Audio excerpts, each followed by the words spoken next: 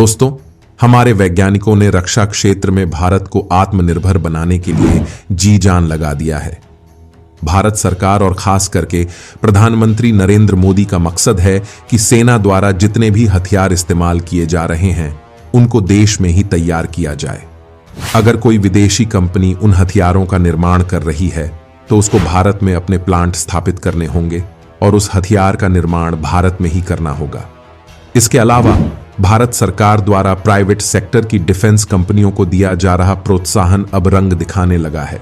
DRDO, ISRO और HAL के वैज्ञानिक घातक हथियारों का निर्माण तो कर ही रहे थे, अब प्राइवेट सेक्टर की डिफेंस कंपनियां भी मैदान में उतर चुकी हैं और ऐसे ऐसे कंसेप्ट दुनिया के सामने रख रही हैं जिसे जानकर भारत सरकार को गर्व हो रहा है।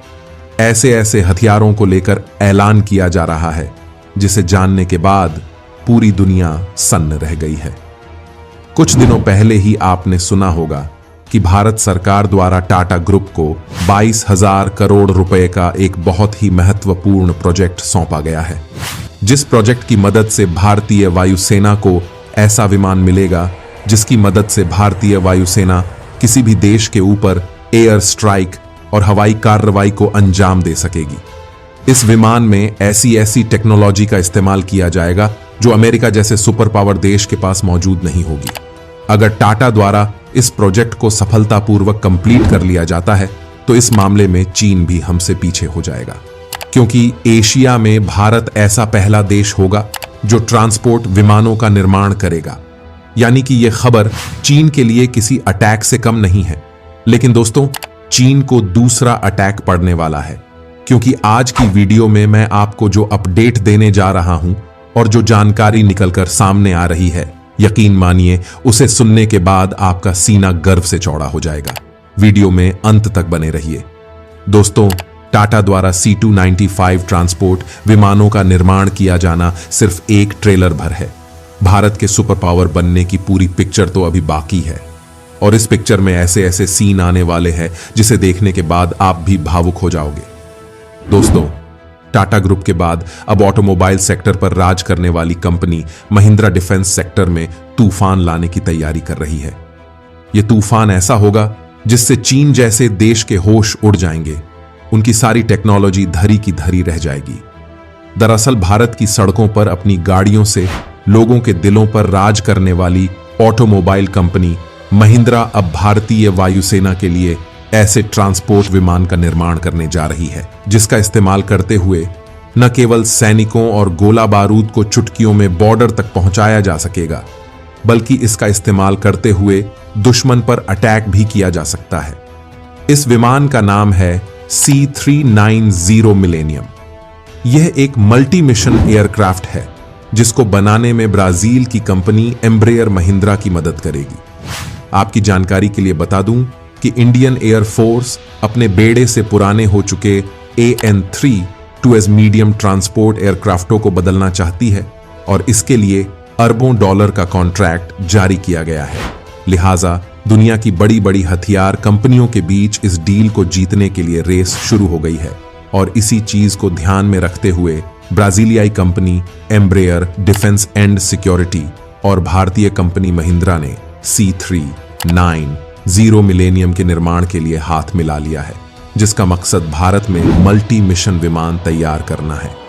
इस रेस में अमेरिका की सबसे बड़ी company aerospace company Lockheed Martin ने अपने C-130J सुपर हरक्यूलिस को और यूरोपीय company Airbus defence and space ने अपने A400MA विमान को उतारा है।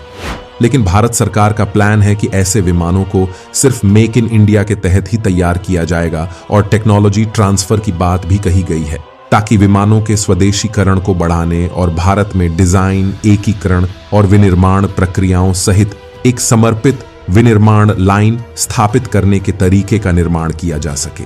मोदी सरकार की कोशिश भारत को विमानों के निर्माण, रखरखाव, मरम्मत और ओवरहाल का क्षेत्रीय केंद्र बनाना है, ताकि एशिया में भारत का डंका बजे और चीन जैसे देश पीछे छूट जाएं। दोस्तों, भारत सरकार द्वारा जितनी भी शर्तें रखी गई हैं, उन सभी शर्तों को ब्राजील की कंपनी एम्ब्रेयर पूरा कर रही है।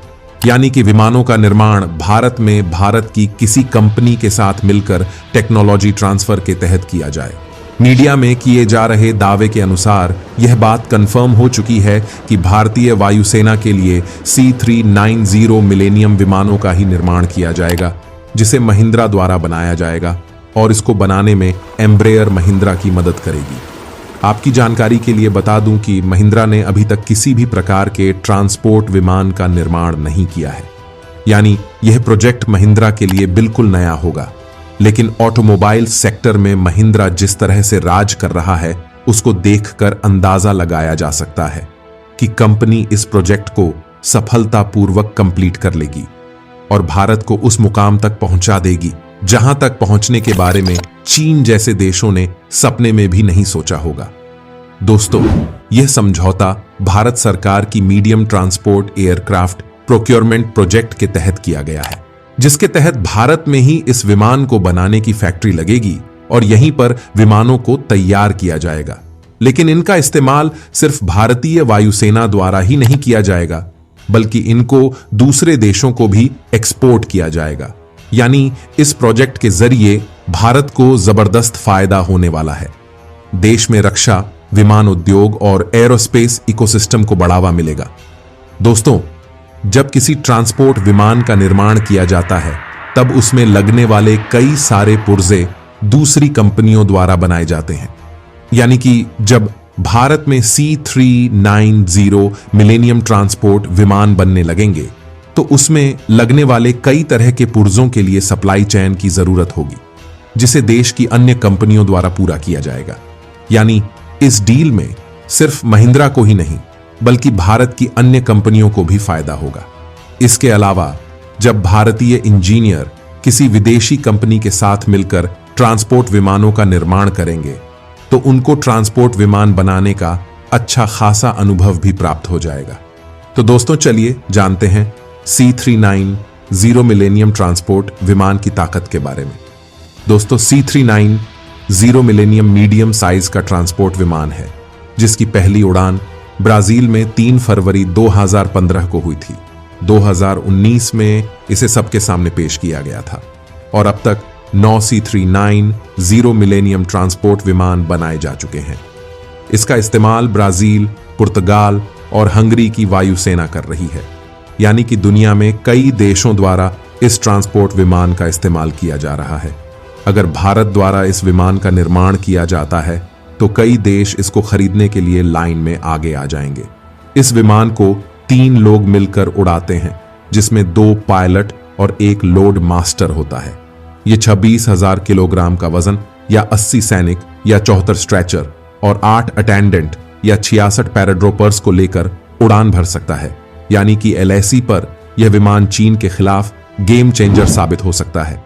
इस विमान की लंबाई 115.6 फीट, ऊंचाई 38.10 फीट और विंग स्पैन 115 फीट है। इस विमान में एक बार में 23,000 किलोग्राम फ्यूल आता है और उसे पूरे साजो सामान के साथ एक बार में 5,020 किलोमीटर की रेंज तक उड़ान भरने की ताकत देता है। इसकी अधिकतम गति 988 किलोमीटर प्रति घंटा है। वैसे ही इसे आमतौर पर 870 किलोमीटर प्रति घंटे की रफ्तार से उड़ाया जाता है। यह अधिकतम 36,000 फीट की ऊंचाई तक जा सकता है। इसमें 3 हार्ड पॉइंट्स दिए गए हैं, जिनमें पोड रॉकेट्स, IR, राफेल, लाइटनिंग या IFR, कोब, हैम-9, 100 CE जैसे हथियार लगाए जा सकते हैं।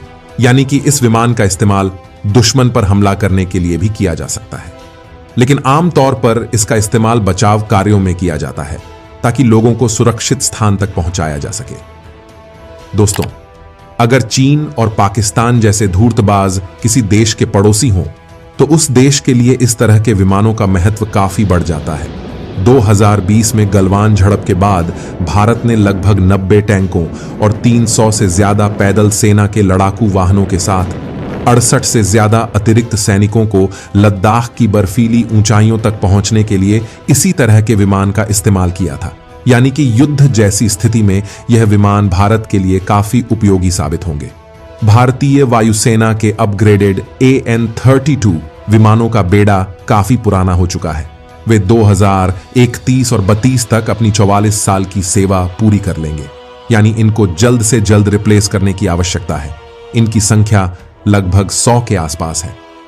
भारत ने शुरुआत में रूस के साथ एक संयुक्त विकासात्मक परियोजना के तहत मीडियम ट्रांसपोर्ट एयरक्राफ्ट को खरीदने की योजना बनाई थी, जिसको लेकर भारत और रूस के बीच समझौता भी किया गया था। इस समझौते के तहत भारत को लगभग 45 विमान खरीदने थे और रूस को लगभग 100 विमान खरीदने थे। लेकिन यह सौदा 2016 में फेल हो गया था, क्योंकि दोनों देश विमान के इंजन और डिजाइन के बारे में किसी निष्कर्ष तक पहुंचने में नाकाम रहे थे। तो दोस्तों, इस वीडियो में फिलहाल के लिए बस इतना ही। वैसे आपको क्या लगता है, क्या महिंद्रा भारत सरकार के इस ड्रीम प्रोजेक्ट को सफलतापूर्वक कंप्लीट करने में सफल हो पाएगी? आप अपनी राय हमें कमेंट के माध्यम से जरूर बताएं। अगर अभी तक आपने अपने इस चैनल को सब्सक्राइब नहीं किया तो प्लीज चैनल को सब्सक्राइब करके बेल नोटिफिकेशन को भी ऑन कर लें, ताकि आने वाली वीडियो के अपडेट आपको समय से प्राप्त हो सके। वीडियो को अंत तक देखने के लिए धन्यवाद। जय हिंद, जय भारत।